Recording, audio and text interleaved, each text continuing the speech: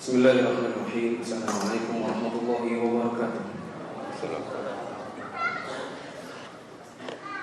Alhamdulillah nahmaduhu wa nasta'inuhu wa nastaghfiruh wa na'udzu billahi min shururi anfusina wa min sayyiati a'malina. May yahdihillahu fala mudilla lahu wa may yudlil fala hadiya lahu. Asyhadu an la ilaha illallah wahdahu la syarika lahu wa asyhadu anna Muhammadan 'abduhu wa rasuluhu nabiyyu. Hadirin salat maghrib yang Allah muliakan, kita lanjutkan kembali kajian Al-Firqatun Najiyah, jalan golongan yang selamat. Kita lanjut ke bahasan 26, fenomena syirik.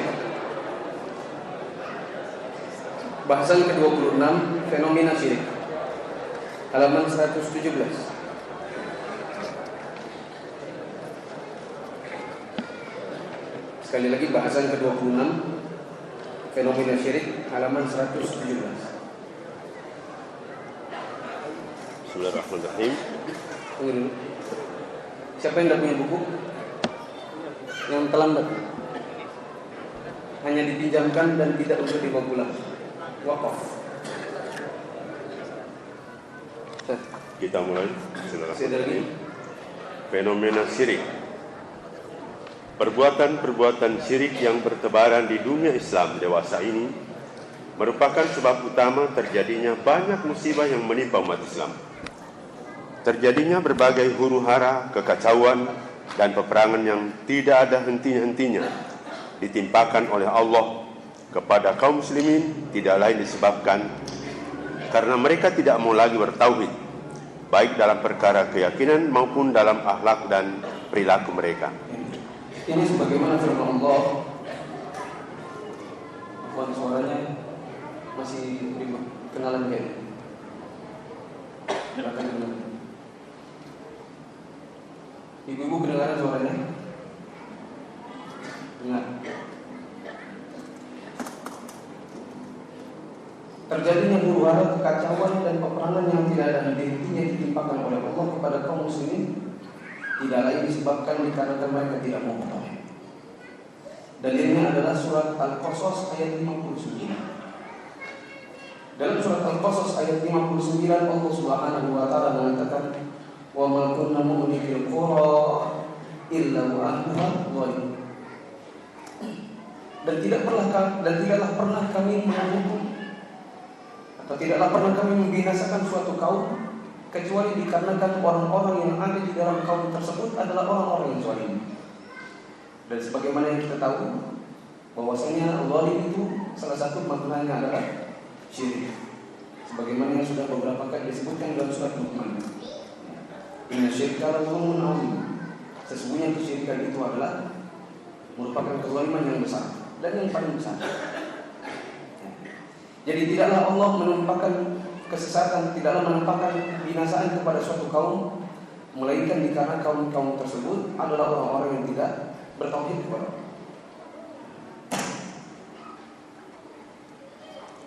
Bukti konkret dari semua itu bisa kita saksikan di sebagian besar negeri-negeri Islam. Yang lebih memprihatinkan, berbagai fenomena kesyirikan tersebut justru oleh sebagian umat Islam dianggap sebagai bagian dari ajaran Islam, sehingga mereka pun tidak mau meninggalkannya. Perlu diketahui bahwa Islam datang mempunyai misi menghancurkan berbagai bentuk kesyirikan atau hal-hal yang akan menggelincirkan manusia kepada perbuatan syirik. Rasulullah SAW dulu, juga nabi-nabi dan para rasul terdahulu diutus adalah dalam rangka menghancurkan kesyirikan. Ada beberapa kali kita sebutkan dalam bab-bab terdahulu di mana Nabi Nuh alaihissalam yang diutus sebagai rasul pertama dan Nabi Adam adalah sebagai nabi pertama. Nabi Nuh alaihissalam itu diutus kepada sebuah kaum yang kaum tersebut menyembah selain Allah. Mereka menyembah 5 orang soleh yang dijadikan prasasti di dalam tempat-tempat ibadah yang bernama Wad, Suwa, Yahus, Ya'un, Nasr. Mereka dijadikan sesembahan-sesembahan di kaum sebelum datangnya Nabi Nuh. Kemudian Nabi Nuh diutus untuk menghancurkan penyembahan kepada 5 orang tersebut.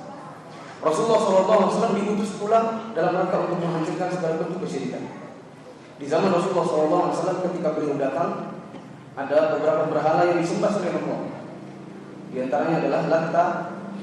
Latta ini aslinya adalah orang soleh, seorang tukang roti yang ketika dia meninggal lalu kemudian dijadikan prasasti di kuburannya untuk dijadikan bahan sesembahan. Lalu kemudian ada yang namanya Uzza, yaitu 3 buah pohon yang di dalam pohon tersebut tinggal seorang jin wanita. Yang lalu kemudian ketika Nabi datang, pohon-pohon tersebut ditebang dan jin yang ada di dalamnya dibuang. Kemudian ada yang namanya Manat, sebuah batu yang ditaruh untuk dijadikan sesembahan. Ada lagi yang namanya Ubah dan yang lainnya. Rasulullah SAW datang dalam rangka menghancurkan kesyirikan-kesyirikan itu. Wallahu a'lam. Di antara perbuatan-perbuatan syirik yang sering kita lihat adalah yang pertama, berdoa kepada selain Allah. Hal ini bisa kita lihat dan bisa kita dengar dari lagu dan nyanyian mereka yang sering diperdengarkan pada acara peringatan Maulid Nabi Muhammad SAW atau pada peringatan-peringatan bersejarah lainnya. Penulis pernah mendengar nyanyian mereka yang syairnya, "Wahai imam para rasul, wahai saudaraku, sandaranku, engkau adalah pintu Allah dan tempat aku bergantung di dunia dan di akhirat. Wahai Rasulullah, bimbinglah daku. Tidak ada yang mampu merubah kesulitanku menjadi mudah kecuali engkau. Wahai mahkota yang telah hadir." Seandainya Rasulullah SAW mendengar syair nyanyian di atas, niscaya beliau akan melepas diri darinya. Karena sudah jelas tidak akan ada yang mampu merubah suatu kesulitan menjadi mudah kecuali Allah semata. Nyanyian-nyanyian dan pujian-pujian yang serupa itu banyak kita jumpai di koran-koran, majalah-majalah atau di buku-buku yang kebanyakan isinya adalah permintaan tolong, permohonan bantuan kepada Rasulullah SAW, para wali dan orang-orang solih yang sebenarnya mereka tidak akan mampu melakukannya. Di antara fenomena syirik yang biasa kita temui, yang pertama adalah berdoa kepada yang sembuh. Contohnya adalah berdoa kepada Rasulullah. Kalau kita datang sempat, Allah takdirkan dan mudah-mudahan Allah memberikan kesempatan untuk mengunjungi Masjid Nabawi. Di sana nanti ada kuburnya Nabi, yang aslinya tidak di dalam masjid, lalu kemudian dikarenakan mau tidak mau perluasan masjid menabrak rumah Rasulullah SAW sehingga kuburnya akhirnya masuk ke dalam masjid. Kalau kita perhatikan, kubur itu ada ditutup dengan kain hitam, dan banyak di antara kaum muslimin yang mereka berdoa bukan menghadap ke kiblat tetapi menghadap ke arah kuburnya Nabi. Kadang-kadang kita tanya kenapa Anda berdoa kok ke arah sini? Karena kalau ini kiblat, kuburnya Nabi ada di sebelah sana. Jadi kalau laki-laki mau berdoa kepada Nabi pasti tidak menghadap kiblat. Kalau mau berdoa kepada Allah tetapi menghadap sana, pasti itu berdoanya kepada Rasulullah. Sebagian di antara mereka yang berdoa kepada Rasulullah SAW, dan ini adalah perbuatan syirik. Dikarenakan doa adalah ibadah, dan ibadah tidak boleh ditujukan kepada yang selain Allah. Rasulullah SAW setelah beliau meninggal masih meninggalkan banyak keluarga dan sahabat, istri-istri beliau, sebagian dari anak-anak beliau dan menantunya, sahabat-sahabat yang mulia masih hidup manakala Rasulullah SAW telah wafat. Dan tidak ada di antara mereka satupun yang kemudian berdoa kepada Rasulullah SAW setelah beliau wafat. Tidak ada dalam masalah-masalah kesulitan, seperti tidak datangnya hujan, kemudian mereka datang kepada kuburnya Nabi lalu minta-minta di sana. Tidak ada yang melakukan demikian. Ini menunjukkan bahwasanya perbuatan yang seperti ini, berdoa kepada Rasulullah, adalah perbuatan syirik. Sebagai contohnya adalah orang-orang yang suka bernyanyi atau berdendang dengan syair-syair yang di dalamnya ada kesyirikan. Seperti mereka mengatakan, wahai imamnya para rasul, wahai sandaranku, engkau adalah pintu Allah dan tempat bergantung di dunia dan akhirat. Ini adalah syirik. Dikarenakan yang merupakan tempat kita bergantung di dunia maupun di akhirat adalah Allah SWT. Apa dalilnya? Surat yang pendek. Qul huwallahu ahad, Allahus samad. Allah tempat bergantung. Kemudian mereka mengatakan, wahai Rasulullah, bimbinglah daku. Tidak ada yang mampu merubah kesulitanku menjadi mudah kecuali engkau. Ini juga merupakan perbuatan syirik. Dikarenakan Rasulullah SAW mengatakan, disuruh oleh Allah Subhanahu wa taala untuk mengatakan qul la amliku li nafsi naf'an wa dharra illa ma syaa Allah.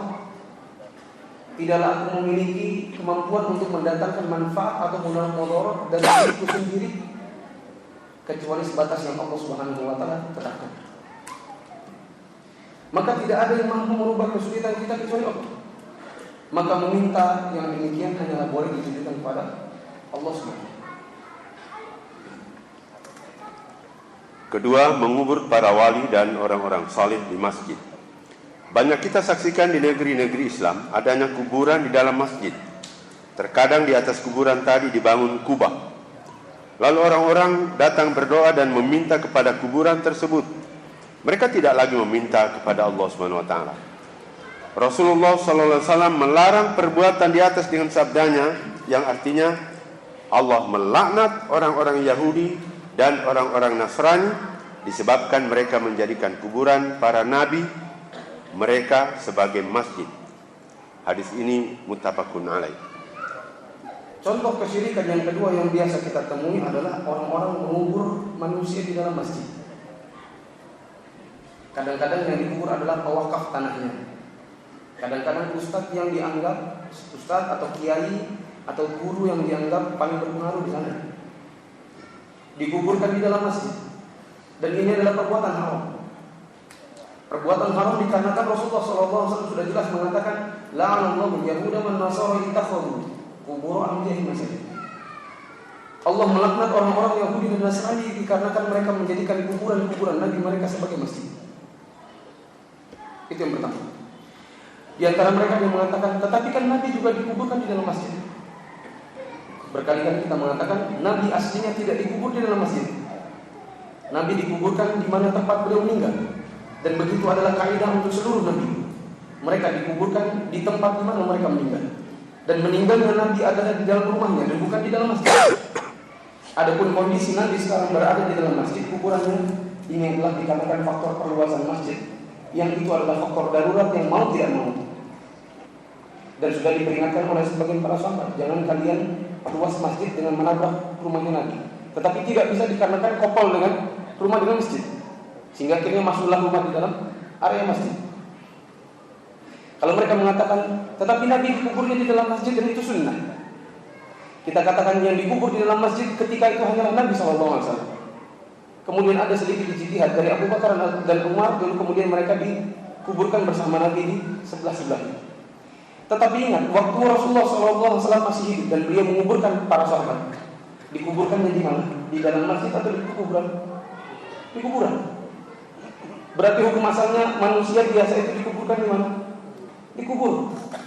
Ya ini maksudnya di area pekuburan, di pekuburan kaum muslimin. Maka tidaklah sunnah. Siapa yang mengatakan itu adalah sunnah untuk menguburkan orang-orang di dalam masjid? Perbuatan Nabi adalah kekhususan Nabi. Dikarenakan para nabi itu dikuburkan di mana beliau meninggal. Dan aslinya Nabi tidak dikubur di dalam masjid. Aslinya Nabi tidak dikubur di dalam masjid. Pun Abu Bakar dan Umar, mereka dikubur aslinya adalah di dalam rumahnya Rasulullah SAW.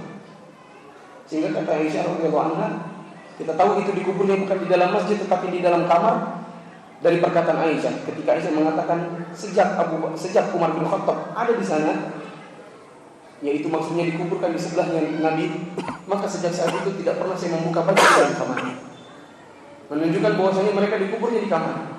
Aisyah tidak mau membuka baju di kamar dikarenakan malu terhadap yang bukan Nabi SAW. Jadi tidaklah sunnah untuk menguburkan orang di dalam masjid. Dan ini merupakan jalan syirik. Kalaupun ada orang mengatakan saya mewasiatkan untuk saya dikuburkan dalam masjid karena ini adalah tanah wakaf saya, kemudian dikuburkan. Tadinya memang sebagian di antaranya bentuk penghormatan kepada yang punya wakaf, tapi lama-kelamaan biasanya berubah menjadi sesembahan. Guru A, guru B, guru C yang tadinya dikubur di dalam masjid, tadinya hanya untuk penghormatan. Lihatlah, setelah mereka dikuburkan, akhirnya orang-orang yang jahil kemudian menjadikan itu sebagai sesembahan. Mereka tidak datang kecuali dalam keadaan takut dan tunduk. Mau menuju kubur itu harus jalan berlutut. jalan pelan-pelan dan khawatir sekali nanti akan ada malah bahaya menimpa dirinya dikarenakan tidak hormat kepada kuburnya wali yang ada di dalam kubur itu. Kadang-kadang nanti mereka di sana melempar uang 1.000 supaya nanti baliknya 1 juta. Maksudnya adalah untuk mencari berkah berupa rezeki, berupa uang. Dan ini adalah fenomena yang tidak bisa diingkari, bahwasanya ketika orang sudah dikubur dalam masjid pasti nanti dijadikan sesembahan. Dan inilah yang terjadi dan merupakan kenyataan. Di mana-mana kalau ada orang yang dianggap wali atau ustaz dikubur di dalam masjid, biasanya nanti orang-orang akan sholat menghadap ke sana. Sementara sholat menghadap ke arah kubur itu adalah terlarang. Rasulullah SAW mengatakan la tusalli ilal kubur. Dalam riwayat lain la tusalli alal kubur. Janganlah kalian sholat menghadap kubur, jangan sholat di atas kubur. Di antara bentuk tafsirnya adalah jangan sholat menghadap ke arah kuburan, atau jangan sholat di masjid yang di dalamnya ada kuburan.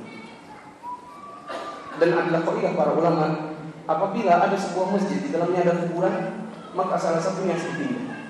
Entah kuburnya dipindah atau masjidnya dirobohkan. Kalau sudah terlanjur sholat di masjid yang ada kuburannya, maka diulangi.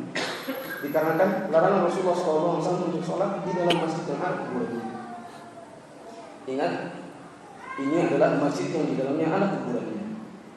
Ada sebagian khilaf di antara para ulama, kalau seandainya kuburannya itu ada di pekarangan dan dia terpisah oleh jalan dari masjidnya, tidak nempel, tidak di dalamnya, tetapi ada masjid, lalu ada dinding, ada jalanan manusia, kemudian di sebelah-sebelahnya ada kuburan. Ini agak khilaf di antara para ulama. Sebagian mengatakan dinding masih sudah cukup sebagai pemisah, begitu juga jalannya, dan sebagian lagi mengatakan belumlah cukup, sehingga lebih baik untuk mencari masjid di tempat yang lain. Yang menjadi fokus kita adalah kalau masjid itu di dalamnya ada kuburan, maka sudah bersepakat para ulama pilih salah satunya, kuburnya atau masjid. Kalau sholat di dalamnya dan kuburnya masih ada, maka sholat harus diulang, tidak sah, dan besok-besok jangan sholat di masjid itu. Allah. Yang ketiga, bernazar untuk para wali. Ada sebagian orang bernazar untuk menyembelih binatang atau menyumbangkan harta atau lainnya untuk wali tertentu. Nazar semacam itu adalah termasuk perbuatan syirik dan wajib tidak dilaksanakan. Sebab nazar adalah ibadah, sedangkan ibadah haruslah ditujukan semata-mata kepada Allah. Adapun contoh nazar yang dibenarkan adalah sebagaimana nazar yang dilakukan oleh istri Imran yang disebutkan di dalam firman Allah, Inni nazartu laka ma fi batni muharrara.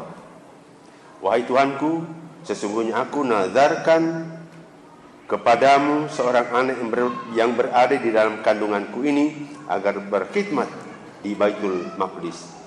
Ali Imran ayat 35. Contoh dari kesyirikan yang lain di zaman ini adalah bernazar kepada wali.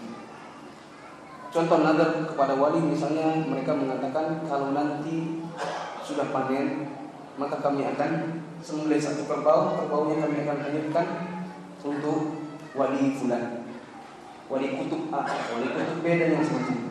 Kalau nanti saya naik pangkat, saya lulus PNS, maka saya akan bagaimana? Datang ke kuburnya wali itu, lalu kemudian saya sholat di sana. Atau datang dulu lalu kemudian bernazar yang wahai wali, tolonglah saya supaya saya bisa naik pangkat. Nanti kalau sudah, saya akan puasa 7 hari berturut untuk engkau. Ini adalah bentuk-bentuk kesyirikan dikarenakan nazar itu adalah ibadah, dan ibadah tidak boleh ditujukan kepada yang selain. Kalau sudah terlanjur maka tidak boleh ditaati. Kalau sudah terlanjur maka tidak boleh dilaksanakan. Rasulullah SAW mengatakan, Man nadara an yuti Allah falyuti'hu, wa man nadara an ya'si Allah fala ya'si. Barang siapa yang telah bernazar untuk mentaati Allah, maka taatilah. Barang siapa yang bernazar dan nazarnya adalah maksiat kepada Allah, maka tinggalkanlah dan jangan dia bermaksiat kepada Allah. Misalnya ada orang bernazar, nazarnya isinya maksiat. Kalau nanti saya sudah dapat perempuan itu, saya akan ceraikan istri saya.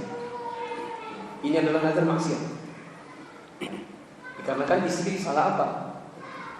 Kok tiba-tiba diceraikan bukan dikarenakan kesalahannya. Ini adalah nazar maksiat, maka harus dibatalkan. Sebagian orang saya pernah dengar, kalau saya nanti lulus PTN, saya akan jalan mundur 5 kilo. Ini maksiat. Antum jalan mundur sampai jam berapa? 5 kilo. 1 kilo saja jalan mundur mungkin antum akan nabrak waktu sholat. Belum lagi memudaratkan badan sendiri. Saya pernah mendengar orang begitu. Kalau saya lulus PTN, masuk UGM, nanti saya akan jalan mundur 5 kilo. Maka yang seperti ini harus dibatalkan. Setelah dibatalkan, lalu kemudian puasa selama 3 hari sebagai bentuk kafarat dari nazar yang dibatalkan. Yang keempat, menyembelih binatang di kuburan para nabi ataupun para wali. Meskipun penyembelihan yang dilakukan di kuburan para nabi atau para wali diniatkan karena Allah, tetapi itu tetap termasuk perbuatan orang-orang musyrik. Mereka biasa menyembelih binatang di tempat berhala dan patung wali-wali mereka. Rasulullah SAW bersabda yang artinya, Allah melaknat siapa saja yang menyembelih binatang untuk selain Allah. Hadis ini diriwayatkan oleh Muslim.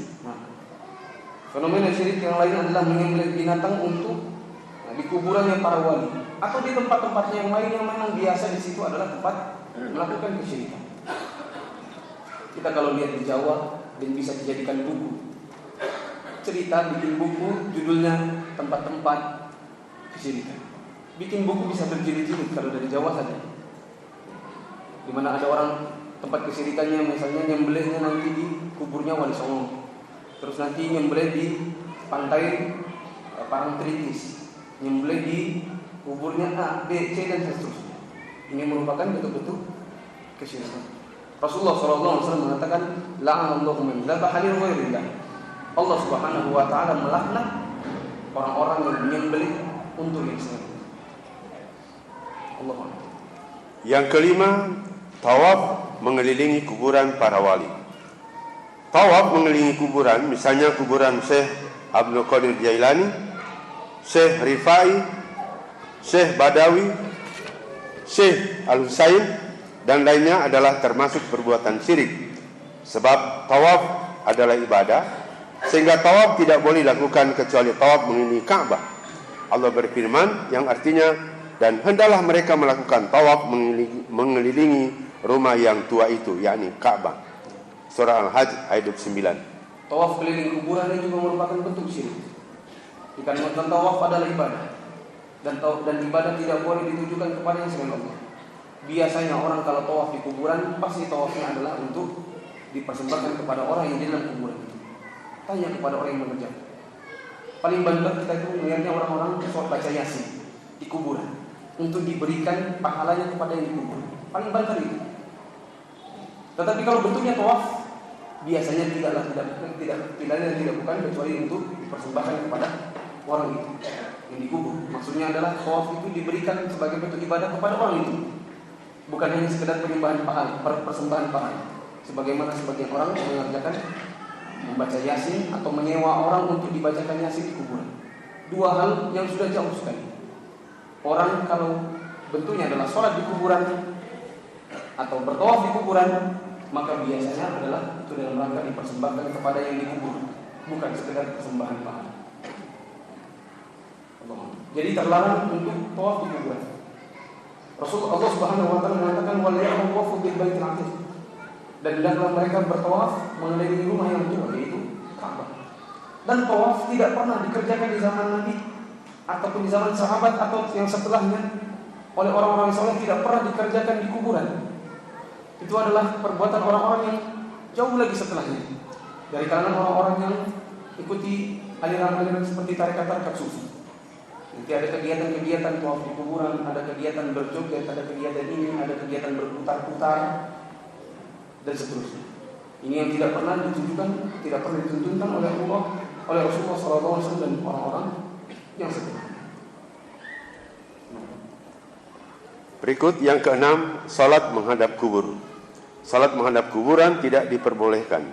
Dalam hal ini Rasulullah bersabda yang artinya, janganlah kalian duduk di atas kuburan dan jangan pula salat menghadap kuburan. Diriwayatkan oleh Muslim. Rasulullah SAW mengatakan, la tajlisu 'alal qubur wa la tusalli 'alaiha. Jangan duduk di atas kuburan, jangan menginjak kuburan, dan jangan pula sholat menghadap ke kuburan.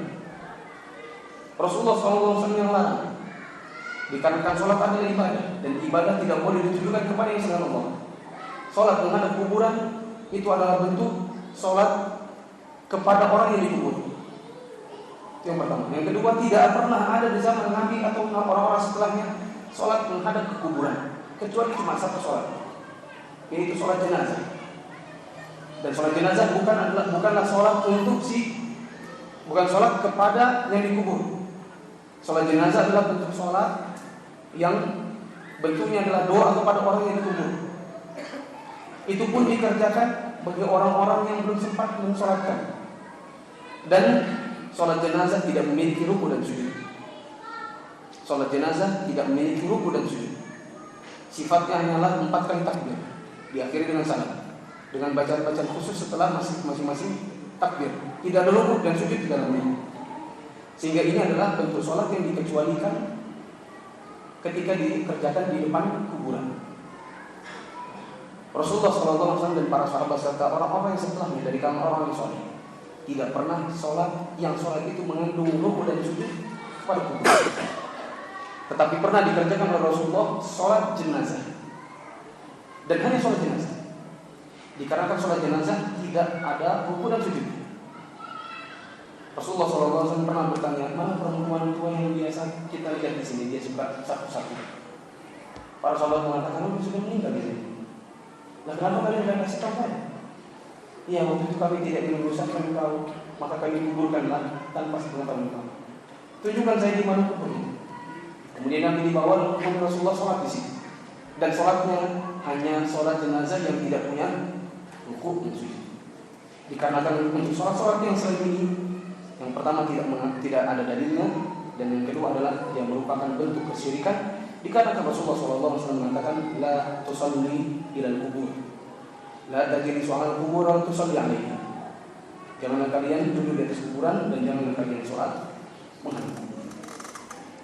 Berikut melakukan perjalanan khusus ke kuburan untuk mencari berkah. Melakukan perjalanan khusus ke kuburan tertentu untuk mencari berkah atau untuk melakukan sholat di dekatnya tidak diperbolehkan. Hal ini berdasarkan sabda Nabi Sallallahu Alaihi Wasallam yang artinya tidak diperbolehkan melakukan perjalanan khusus kecuali ke 3 masjid, yakni Masjidil Haram, masjidku ini maksudnya Masjid Nabawi, dan Masjidil Aqsa. Hadis ini muttafaqun alaih. Jika kita berkeinginan untuk pergi ke Madinah umpamanya, kita boleh mengatakan, saya akan berziarah ke Masjid Nabawi dan akan menyampaikan salam atau berdoa kepada penghuninya, yaitu Nabi Sallallahu Alaihi Wasallam. Fenomena yang lain yaitu melakukan perjalanan khusus ke kuburan untuk cari berkah. Dan ini adalah perbuatannya kaum muslimin di Indonesia. Bikin woro-woro, taruh pamfletnya di depan masjid. Mari melakukan perjalanan mencari berkah ke Wali Songo. Bayar 1 orang 5 juta. Sekalian keliling Jawa naik bus, naik kapal. Ini adalah terlarang. Manakala perjalanan yang dilakukan adalah untuk mencari berkah dalam rangka ibadah, itu tidaklah boleh ditujukan kecuali untuk 3 masjid, yaitu Masjidil Haram, Masjid Nabawi, dan Masjidil Aqsa. Rasulullah SAW mengatakan, la tusyaddu rihal illa ila 3 masajid. Tidak boleh mengadakan perjalanan khusus untuk cari berkah kecuali hanya kepada 3 masjid, yaitu Masjidil Haram, Masjid Hadza, yaitu Masjid Nabawi, dan Masjidil Aqsa. Melakukan perjalanan khusus ke kuburan para wali dalam rangka untuk mencari berkah adalah terlarang, melanggar hadis ini. Apalagi memang kebanyakan di antara kaum muslimin setelah sampai di kuburan yang dituju biasanya mesti mengerjakan kesyirikan. Minta di situ, minta rezeki di situ, minta jabatan di situ, minta jodoh di situ. Dan kadang-kadang istilah laki perempuan campur bau. Ini pelanggaran yang sangat banyak, dan pelanggaran terbesarnya adalah syirik itu sendiri. Kita diperbolehkan hanya untuk 3 masjid ini dikarenakan terdapat dalil khusus. Rasulullah SAW mengatakan sholat di Masjidil Haram lebih baik 100.000 kali lipat pahalanya dibandingkan dengan sholat-sholat di masjid-masjid yang selainnya. kecuali Masjid Nabawi dan Masjid Aqsa. Sholat di Masjid Nabawi 1000 kali lipat pahalanya dibandingkan sholat di masjid yang selainnya, kecuali Masjidil Haram dan Masjidil Aqsa.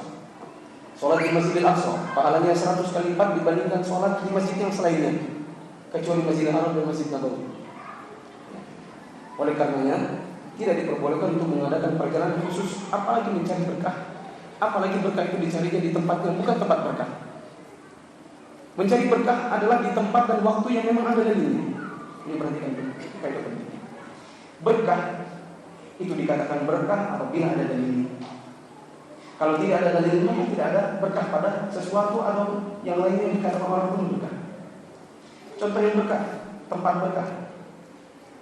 Apa contohnya tempat berkah? Masjidil Haram, Masjid Nabawi, Masjid Aqsa. Apa contoh waktu berkah? Ramadan, sepertiga malam terakhir. Ini diantara yang berkah. Benda berkah. Apa contoh benda berkah? Segala sesuatu yang jatuh dari badannya Nabi, sekalipun keringatnya. Makanya para sahabat dulu, kalau Nabi berwudu, kalau terpercik wudunya kadang-kadang diambil, lalu kemudian dibuat jadi berkah. Apakah diusapkan ataukah sebagian diantaranya dicampur dalam minyak wanginya, seperti perbuatan Ummu Sulaim ketika Nabi sempat tidur siang di rumahnya di atas tikar. Ketika Nabi bangun, ada beberapa tetes keringat beliau, kemudian diambil lalu kemudian ditaruh di dalam, masukkan di dalam wangi-wangi. Rambutnya Nabi, ludahnya Nabi, jasadnya Nabi adalah jasad yang berkah. Selain daripada itu, karena tidak ada dalilnya maka tidak ada. Oleh karenanya tidak pernah ada ketika Abu Bakar dia berwudu lalu kemudian orang rebutan apa namanya? Air wudunya. Tidak pernah ada sahabat ketika Umar bin Khattab berwudu lalu kemudian ada percikan-percikan lalu mereka rebutan berkah Umar bin Khattab. Dan dikarenakan tidak ada dalilnya. Kalau Abu Bakar dan Umar saja tidak demikian, lalu bagaimana bisa kita mensifati orang yang di bawahnya mereka memiliki berkah yang lebih daripada sahabat-sahabatnya? Saya tanya, guru A, guru B, guru C, lebih afdal mana? Mereka dengan Abu Bakar? Jelas Abu Bakar. Rasulullah SAW mengatakan, kalau aku diperbolehkan untuk mengambil khalil, teman dekat yang sangat dicintai, aku ambil Abu Bakar. Mana yang lebih afdal? Mereka atau Umar bin Khattab? Umar bin Khattab.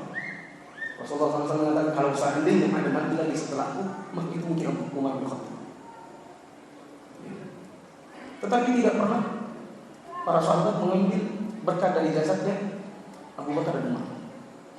Lalu bagaimana bisa mensifati orang yang justru jauh di bawah mereka memiliki kelebihan yang tidak dimiliki oleh para sahabat? Rasulullah SAW mengatakan, jangan pernah kalian celah sahabatku. Kalau seandainya mereka berinfak dengan satu jumput gandum, pahala yang Allah berikan kepada mereka jelas jauh lebih besar daripada kalian berinfak dengan emas satu gunung, bahkan 2 gunung. Tidak akan sama dengan satu jumput, bahkan setengahnya pun kalian tidak dapat.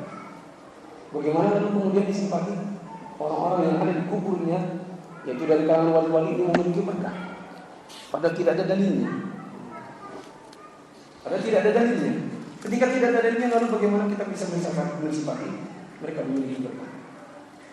Selain tidak ada dalilnya, bahwasanya itu adalah tempat yang berkah, pergi ke kuburan lalu sholat di sana dan minta di sana, itu adalah bentuk kesyirikan. Syirik itu adalah penghancur pahala. Tidak ada gunanya sholat 5 waktu, tidak ada gunanya umrah dan haji yang kita lakukan walaupun berulang-ulang, tidak ada gunanya puasa, lapar dan haus yang kita tahan di bulan Ramadan, manakala mengerjakan kesyirikan. Berikut yang ke-8 berhukum. Yang ke-8 dan ke-9 ini butuh penjelasan panjang. Saya khawatir nanti kalau dibacakan nanti akan ada salah tangkap. Ini adalah saya telah baca tadi. Ini betul-betul butuh highlight, butuh di stabilo, butuh dicatat, butuh dilingkari, butuh digarisi.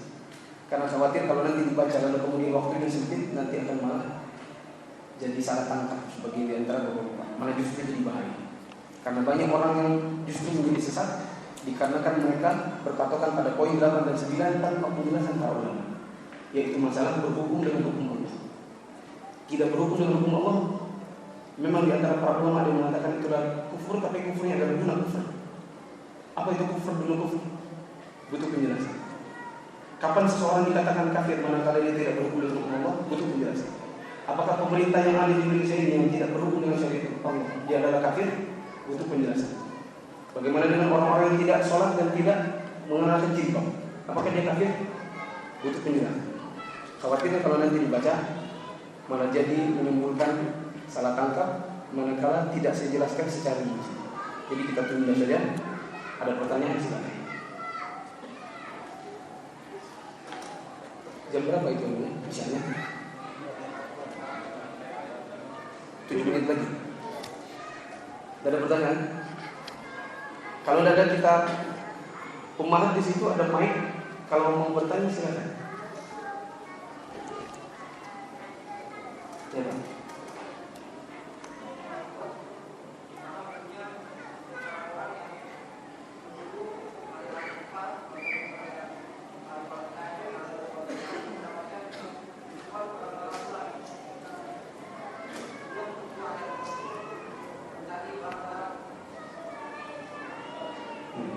Sudah pernah ditanyakan apa hukumnya cari kesempatan untuk ambil diskon bertepatan dengan hari Valentine dan sebagainya. Sudah pernah ditanyakan. Saya sudah pernah menanyakan masalah ini kepada para masyayikh, khusus untuk masalah tahun baru, maka ini tidak mengapa. Dikarenakan biasanya orang diskon tahun baru bukan dalam rangka untuk menyambut tahun barunya, tetapi hakikatnya adalah dalam rangka untuk cuci gudang. Dikarenakan kalau sudah menjelang tahun baru, biasanya nanti harus ada pembukuan. Jadi hakikatnya diskon di akhir tahun baru biasanya adalah untuk menghabiskan barang supaya ada pembukuan yang bisa cepat selesai, bisa diketahui berapa laba di akhir tahun. Jadi tidak mengapa. Misalnya kita pergi, kebetulan sudah malam 29 Desember, 2 hari lagi mau cuci gudang, ada tulisan diskon 50% dari 1 juta, walaupun sebenarnya dulunya 2 juta, dan kemudian diskon lagi, akhirnya bisa 1 juta. Diskon baju dari 200.000 jadi 100.000, pada aslinya memang harganya 300.000. Di diskon 100.000, 100.000 ini adalah harga aslinya sebenarnya. Diskon turunnya ya segitu juga. Tetapi jadi kalau untuk di malam-malam tahun baru, ini munasabahnya biasanya hakikatnya adalah untuk cuci gudang, untuk diketahui laba akhir tahun dan bukan untuk menyambut malam tahun baru. Maka tidak mungkin. Tapi untuk yang selainnya, seperti misalnya 14 Februari, beli coklat tadinya satu biji misalnya 20.000, terus dijadikan digandeng 2, diikat, di situ dikasih pita merah, kemudian ada tulisan untuk pacarmu, untuk cinta. Dicari diskonnya untuk cari yang seperti ini, maka ini tidak boleh. Kalau untuk cari diskonnya maka tidak boleh. Waktu itu ada yang nanya bagaimana beli pizzanya ada tulisan di dalam rangka untuk menyambut hari Valentine, maka diskon sekian. Kalau kita masuk ke situ adalah memang lagi pengen pizzanya, bukan masalah diskonnya, silakan. Tetapi kalau nyari ke situnya supaya diskonnya maka tidak boleh. Karena ini ikut-ikut merayakan hari yang bukan hari orang Islam. Ini bentuk merayakan hari yang bukan harinya orang Islam. Tapi pas kalau kebetulan lagi malam 14 Februari kita lebih pengen sih. Lagi pengen jalan sama istri, mau cari makan. Mau kemana kita? Ke pizza. Datang ke sana rupanya lagi ada diskon karena Valentine, lalu diberikan diskon dikarenakan faktor Valentine-nya dan itu tidak keinginan kita, maka tidak masalah. Tetapi kalau cari khusus dalam rangka untuk Valentine, maka tidak. Kalau ada masjid di dalamnya ada kuburannya, maka yang mana yang bagus? Bongkar masjidnya atau bongkar kuburannya? Malah mungkin yang lebih maslahat adalah bongkar kuburan. Mungkin yang lebih maslahat. Kita pertimbangkan masalah orang. Begini. Kalau kuburannya adalah cuma dikarenakan orang itu adalah pewakaf tanah masjidnya, kalau dibongkar nanti pun tidak masalah. Tidak masalah. Maka kuburnya dibongkar. Lalu jasadnya dipindahkan ke pekuburan kaum muslimin. Dipindahkan kepada kuburannya kaum muslimin. Dikarenakan membongkar kuburan biayanya lebih murah daripada bongkarnya, bukan masjidnya. Khawatirnya nanti orang malah sholat di rumah karena masjidnya dibongkar. Gara-gara ada satu kuburan yang menjadi sendirian, lalu kemudian masjid terbongkar.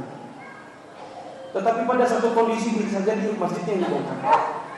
Misalnya kuburannya adalah kuburan yang dikeramatkan, yang kalau dibongkar masjidnya akan timbul sebuah keburukan yang lebih besar lagi, yaitu bertambahnya kesyirikan. Sebagaimana misal contohnya kuburnya Nabi. Kenapa kubur Nabi kok sampai sekarang masih ada di dalam masjid? Membongkar masjidnya tidak mungkin, dikarenakan masjid Nabawi. Ya udah, pindahkan saja jasadnya Nabi. Tidak bisa. Kalau nabinya dibongkar, kuburnya, kesyirikan akan jauh lebih besar. Orang saja di situ datang sudah berdoa-doa. Bagaimana kalau kemudian dibongkar? Mungkin orang akan berebutan tanahnya. Orang-orang yang datang ke sana jutaan bisa akan berebutan bekas-bekasnya, menjadikan itu sebagai jimat. Luar biasa. Keburukannya ada jauh lebih besar, di mana orang-orang bisa jadi akan berbuat kesyirikan yang jauh lebih besar.